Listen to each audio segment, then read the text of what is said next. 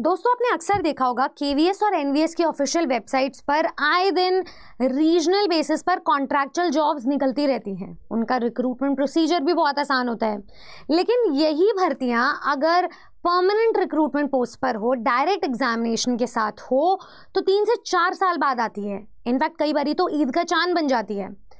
ऐसे में संसद में समिति के द्वारा कुछ सवाल उठाए जा रहे हैं देश की स्थिति को देख करके, रिक्त पदों को देख करके।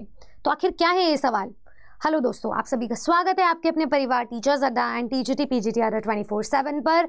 मैं हूं आपकी अपनी निधि अरोरा और संसद में स्थायी समिति के द्वारा कुछ रिक्त पदों पर सवाल उठाए गए हैं, संविदा और स्थायी नौकरियों पर सवाल उठाए गए हैं। उन सवालों पर किस किस संस्था को ब्लेम किया गया है, क्या क्या सोल्यूशन निकाला गया, उन सब पर हम डिस्कस करेंगे। और टुवर्ड्स द एंड आपको ज़रूर ये समझ आएगा कि हम टीचर्स अड्डा की पूरी टीम आपके हित के लिए तो कुछ ना कुछ कर ही रहे हैं, आप तक तो ये बात पहुंचा ही रहे हैं जो भी अंदर की कार्रवाई चल रही है। साथ में इस वीडियो के थ्रू एक उम्मीद की किरण जागेगी उन सभी स्टूडेंट्स के लिए जो शायद हर साल उम्मीद करें कि यही परमानेंट पोस्ट के रूप में आनी चाहिए।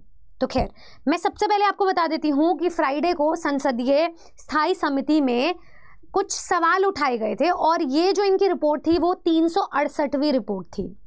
इसके अकॉर्डिंग ये बोला गया कि देश में स्कूल्स की स्थिति के अकॉर्डिंग आज भी 10 लाख पद रिक्त हैं। अब ये बहुत ही कॉम्प्लिकेटेड सी न्यूज़ है, मैं इसको पॉइंट वाइज आपको समझाना चाहूँगी। सबसे पहले तो देश में जो टोटल आपको पद मिल रहे हैं वो 14.8 लाख स्कूल्स हैं।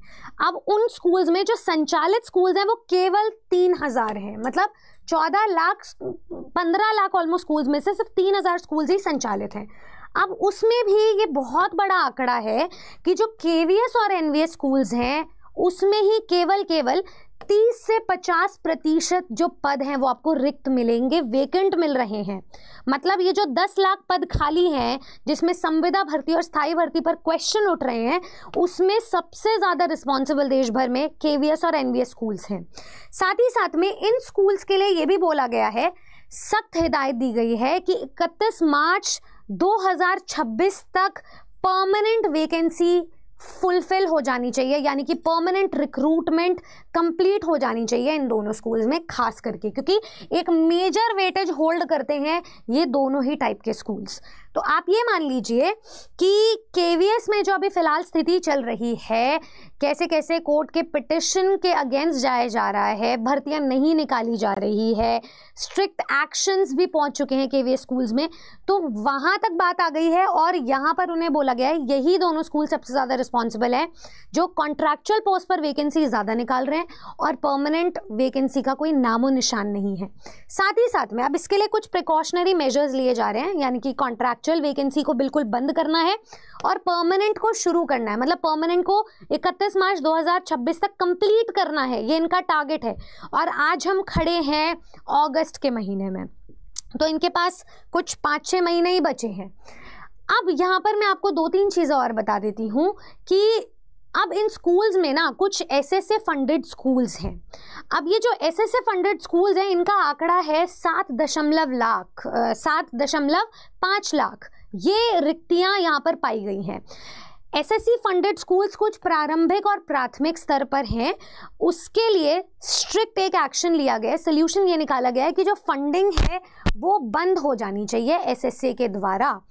अगर वो परमानेंट पोस्ट पर रिक्तियां नहीं फॉलो करते हैं, सिर्फ संविदा पोस्ट पर ही नौकरियां लेकर आते हैं, तो ऐसे स्कूल्स में फंडिंग बंद होनी जानी चाहिए। इसमें केवीएस और एनवीएस स्कूल्स भी आते हैं। तो अगर वो रूल्स का पालन नहीं करेंगे तो ये एक वार्निंग आई है कि एसएससी के द्वारा फंडिंग बंद हो जाएगी।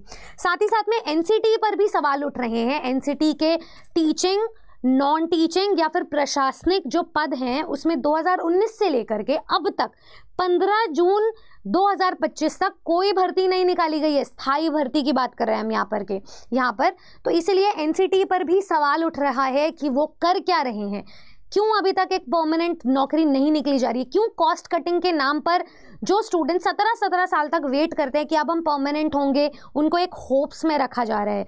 उन्हें कोई भी गवर्नमेंट फैसिलिटी प्रोवाइड नहीं की जा रही है, जो उन्हें पर्क्स और इंसेंटिव्स मिलने चाहिए अपने ज्ञान के बदौलत वो उन्हें नहीं मिल रहे हैं, क्योंकि उसमें उनकी कोई गलती नहीं है, उनका एग्जाम नहीं हुआ है। इसमें से बहुत सारे स्टूडेंट्स अब ओवर एज भी हो गए होंगे, तो एनसीटी पर सवाल उठ रहा है। साथ ही साथ में एक और बात पर चर्चा की गई है कि जो यूनिवर्सिटीज़ हैं उनको आज़ादी मिलनी चाहिए।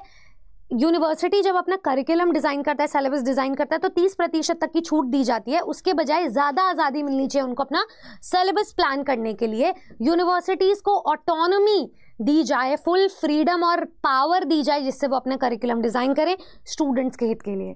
मैं इसका एक बहुत ही ठोस एग्जांपल देती हूँ। स्टूडेंट जो इंग्लिश के पोस्ट पर लड़ने आते हैं, उनकी पोस्ट पर compete करने आते हैं, फाइट करने आते हैं, ऐसे बहुत सारे स्टूडेंट्स हैं जिनकी डिग्री तो इंग्लिश लिटरेचर की है, बट उन्होंने अपने ग्रेजुएशन में जो लोकल यूनिवर्सिटीज़ होती हैं वहाँ पर लिटरेचर का नाम ही नहीं सुना है, लिटरेचर के सब्जेक्ट्स ही नहीं होते हैं, वो बस रेगुलर बीए कर लेते हैं या फिर कॉरेस्पॉन्डेंस से बीए कर लेते हैं और उनके पास वो सब्जेक्ट नॉलेज होती ही नहीं है। और अगर होती भी है तो यूनिवर्सिटीज़ में वो सब्जेक्ट्स नहीं पढ़ाए जाते हैं उतने डेडिकेशन के साथ, उस करिकुलम के साथ, तो वो फ्रीडम उन्हें दी जाए, प्रॉपर अलाइनमेंट हो।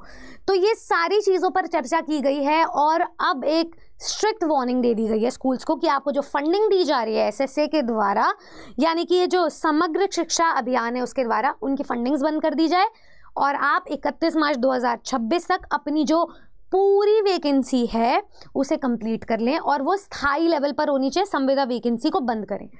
अब ये तो जो मीटिंग का ऑब्जेक्टिव है वो तो पूरा हो गया। मैं आपको कुछ भर्तियों के बारे में बता देती हूँ क्या स्थिति अभी चल रही है। एनवीएस में जो स्थिति चल रही है वो ये है कि 2024 से ही, जुलाई से एनवीएस का कैलेंडर जारी होना था। जून से ही 2024 से पोस्ट काउंट होने थे और कैलेंडर के थ्रू वैकेंसी की जो प्रक्रिया वो शुरू होनी थी। पद इसमें आने थे 10,000 प्लस, जो अभी तक नहीं आए हैं, अटके हुए हैं कहीं ना कहीं।